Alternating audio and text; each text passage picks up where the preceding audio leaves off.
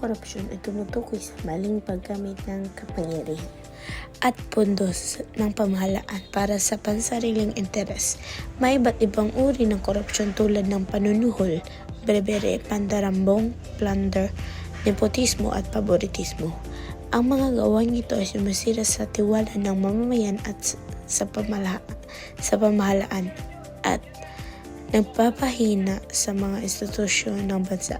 Sa kasalukuyan, ang korupsyon ay isa sa pinakamalubhang suliraning kinakaharap ng Pilipinas sapagkat ito ay nagiging hadlang sa pag-unlad ng bansa at pagpaala ng kahirapan ng maraming Pilipino.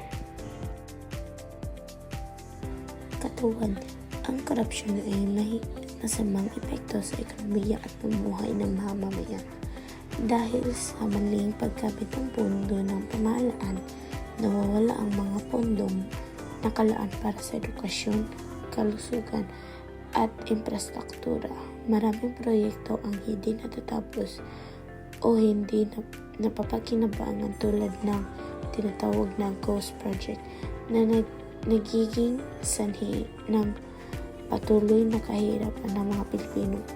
Upang maiwasan ang korupsyon, mahalagang pairalin ang katapatan at pananagutan sa pamahalaan. Dapat maging mahigpit ang pagpapatupad ng batas laban sa mga tiwaling opisyal at maging aktibo ang mamamayan sa pagbabantay at pag-uulat ng katiwalian.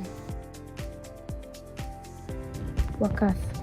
Sa kabuuan ng korupsyon ay isang suliraning may malawak at malubhang epekto sa buhay ng bawat Pilipino.